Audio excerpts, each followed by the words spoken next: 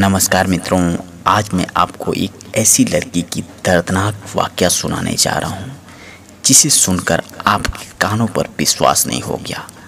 क्या सच में ऐसा हो सकता है क्या? क्या एक लड़की जो इतनी भोली भाली हो, शक्ल से एकदम मासूम लग रही हो, क्या वो भी ऐसा काम कर देगी जिसका कि अंदाज़ा लगा पाना बड़ा मुश्किल हो जाएगा।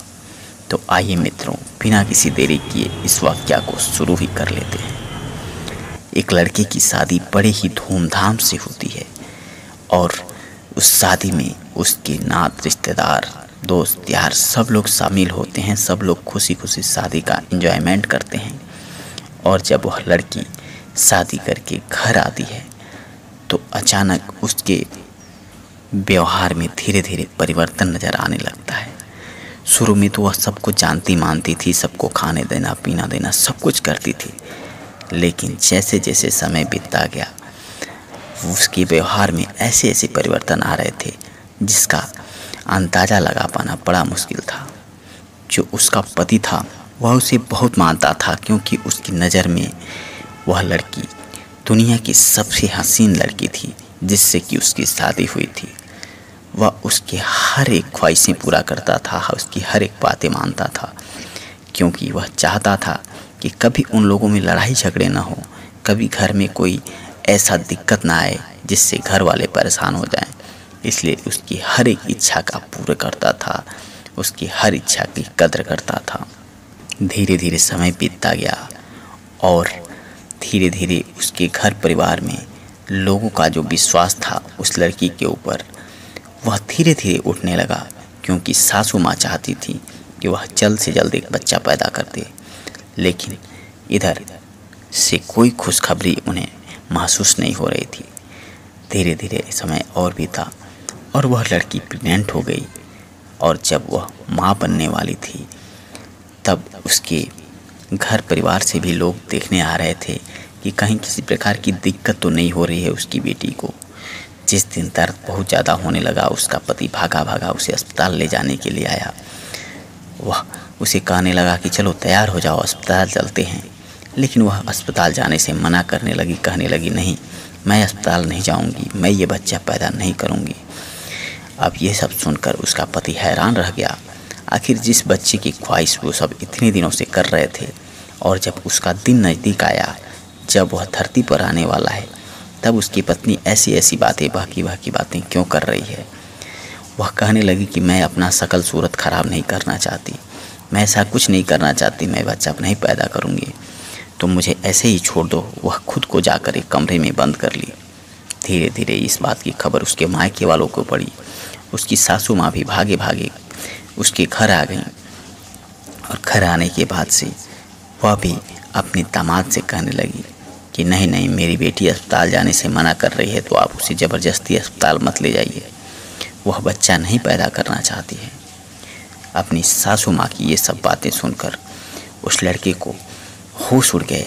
आखिर उसकी पत्नी को तो दर्द पीड़ा है, दिक्कत है, इसलिए वह ऐसी बहकी बहकी बातें कर रही है। लेकिन उसकी सासू माँ तो पूरे होशो हवास में है, वह ऐसी बातें क्यों कर रही है, उसे कुछ समझ नहीं आ रहा था, करें तो क्या करें। इधर दिक्कतें बढ़ती जा रही थी और सब लोग उसे अस्पताल ले जाने के लिए तैयार बैठे पड़े थे, सारी तैयारियां कर ली गई थी। लेकिन वह लड़की घर से बाहर ही नहीं निकल रही थी, अपने कमरे का दरवाज़ा ही नहीं खोल रही थी। जैसे तैसे उसका पति उसे बहुत समझाया बताया और कहने लगा कि देखो, यदि तुम अस्पताल नहीं जाती हो तो तुम्हारी तबीयत बिल्कुल बिगड़ जाएगी और तुम खतरे से खाली नहीं रहोगे, हो सकता है तुम्हारी जान भी जा सकती है। वह उसे बहुत डराया धमकाया, तब जाकर वह अपने कमरे का दरवाज़ा खोली और बाहर आई। उन लोगों ने जल्दी जल्दी एम्बुलेंस का व्यवस्था किया और उसे लेकर अस्पताल भाग गए। जब वह अस्पताल में गई, डॉक्टर ने उसकी जांच पड़ताल किया, देखा तो वह अब माँ बनने के बिल्कुल नज़दीक थी। इसलिए डॉक्टर ने उसे हॉस्पिटल में ही रखने का इजाज़त दिया। वह वहीं पर रुकी रही और जैसे जैसे लेबर पेन बढ़ते जा रहे थे, डॉक्टर उसके साथ खड़े थे और उन्होंने प्रयास किया और वह एक बच्चे को जन्म दी। बच्चा जैसे ही पैदा हुआ, चारों तरफ घर में खुशहाली का माहौल हो गया। सब लोग झूमने लगे, नाचने लगे, क्योंकि वह घर का इकलौता लड़का था जो इतने वर्षों के इंतजार के बाद से आया था। उसका पति भागा भागा अपने बेटे को देखने के लिए जा रहा था, लेकिन जो भी नर्सें थीं वह मना कर दी। कहने लगी कि लड़की की जो माँ है, आपकी जो बीवी है, वह आपको अंदर आने से मना की है। वह नहीं चाहती है कि आप लोग अंदर आएं, और हो सकता है थोड़ी देर में वह लड़का जब आ जाए तो मैं आपको वह लड़का ला के दे दूँगी। ऐसा कह के वो सब लोगों से मिलने से मना कर दी। उसका पति समझ नहीं पा रहा था कि आखिर ऐसा क्या हुआ है जो उसकी पत्नी उससे खुद मिलने से मना कर रही है। और यह तो ऐसा मौका है जहां अपने बेटे को पति और पत्नी साथ देखते हैं। अपने इतने वर्षों का इंतज़ार का ये फल है, लेकिन वो तो मना कर रही है। आखिर ऐसा क्या है। थोड़ी देर में नर्स उस बच्चे को लेकर आई और उसके पिता को दे दी और कहने लगे कि आप लोगों में से कोई उसे देखने ना जाए। उन्होंने सख्त मना कर दिया है। धीरे धीरे समय और बीता, लेकिन उसके पति के मन में एक संशय हो रही थी कि आखिर ऐसी क्या बात है जिसकी वजह से वो हम लोगों से मिलने से इनकार कर रही है। वह ज़बरदस्ती उस रूम के अंदर चला गया जहां वह एडमिट थे। उसने जाकर देखा तो वह अपने चेहरे को पूरी तरह से ढक ली थी और किसी से मिलने से इनकार कर रही थी। दूर से ही चिल्लाने लगी कि निकल जाओ, यहाँ नहीं आओ, क्योंकि यदि तुम मेरे चेहरे को देख लोगे तो हो सकता है इसी समय तुम हमें छोड़ दोगे। उसका पति कहने लगा, ये कैसी बहकी बहकी बातें कर रही हो, तुम्हें क्या हो गया है? तुम अपने चेहरे से इस नकाब को हटाओ।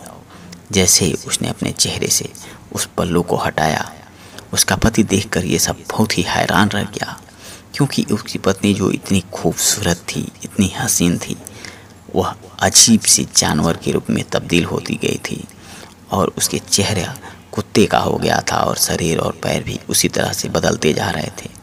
उसे समझ नहीं आ रहा था कि जो उसकी पत्नी इतनी अच्छी थी, इतनी पूजा पाठ करती थी, सब कुछ करती थी, लोगों का मान सम्मान करती थी, उसके साथ ऐसा कैसे हो गया। वह भागा भागा अपने घर के पंडित जी के पास गया और उनसे सारी कहानी बता दी। पंडित जी कहने लगे कि ज़रूर तुम्हारी पत्नी ने कोई न कोई ऐसा अनर्थ काम कर दिया होगा जिसकी वजह से उसे इस गुनाह का सज़ा भुगतना पड़ रहा है। वह कहने लगा कि पंडित जी देखिए, जो भी करिए, लेकिन हमें इस दलदल से बाहर निकालिए, मेरी पत्नी को ठीक कर दीजिए। इतने में उसकी सासू माँ भी आ गई और वो भी बोलने लगी, चिल्लाने लगी कि क्या हो गया उसकी बेटी के साथ। जब उनका बेटा अपनी सासू माँ से ज़बरदस्ती पूछने लगा कि क्या हुआ था, आपने ऐसा क्या कह दिया था जिसकी वजह से उसका ये हाल हो गया है, तब उसकी सासू माँ बताने लगी कि देखो, मैंने कहा था कि उस घर में बच्चे नहीं हैं और तुम इकलौती औरत हो जिसके बच्चे हो सकते हैं, इसलिए तुम कोशिश करो जल्दी से जल्दी उस घर में बच्चे आ जाएं। मैं इस बात का दबाव उस पर बनाती गई और धीरे धीरे उसने अपने पूजा पाठ से हटते हुए तांत्रिक जाल में फंस गई और तांत्रिक के चक्कर में पड़कर उनसे तमाम तरह के जोग करा लिए, जिसकी बदौलत उसके घर में एक बच्चा ठहर गया और वह उस बच्चे को जन्म दी है, जिसकी वजह से उसका शरीर धीरे धीरे अब कुत्ते के जैसे हो गया है। थोड़ी देर और बीता और वह लड़की अपने शरीर को त्याग दी थी। वह मर चुकी थी, दुनिया से चली गई थी। इस दर्द को देखकर उसका पति बड़ा हैरान था। आखिर वह इस बच्चे का पालन पोषण कैसे करेगा। उसने अपनी माँ को साथ लिया, उस बच्चे को लेकर अस्पताल से बाहर आ गए, लेकिन उन्हें आज भी समझ नहीं आ रहा था कि जिस पत्नी को वह इतने मन से मानते थे, आखिर वह किस भाव में चली गई, किस तांत्रिक की बस में चली गई और जिसकी वजह से आज उसे दुनिया से जाना पड़ गया। मित्रों, आज भी हमारे समाज में ऐसे बहुत से लोग हैं जो पत्नियों पर, बहुओं पर अत्याचार करते हैं, उन्हें ज़बरदस्ती प्रेशर करते हैं कि यदि तुम ऐसा नहीं करती हो तो ये हो जाएगा, वो हो जाएगा, और इस प्रकार की उत्पीड़न से बचने के लिए ये गलत कदम उठा लेते हैं। इसलिए मित्रों, कोशिश हमेशा यही करना चाहिए कि किसी के ऊपर इतना ज़्यादा दबाव ना बनाया जाए जिसकी वजह से वह गलत रास्ते पे चला जाए और गलत उठा ले। तो मित्रों, उम्मीद करता हूँ आज का वीडियो आपको पसंद आया होगा। यदि वीडियो अच्छे लगते हैं तो अपने मित्रों यारों के साथ ज़रूर साझा करें और इस प्रकार की भ्रांतियों से बचने का भरसक प्रयास करें। आप सभी ऊपर वाले की कृपा बने रहे। आप सभी का बहुत बहुत धन्यवाद मित्रों।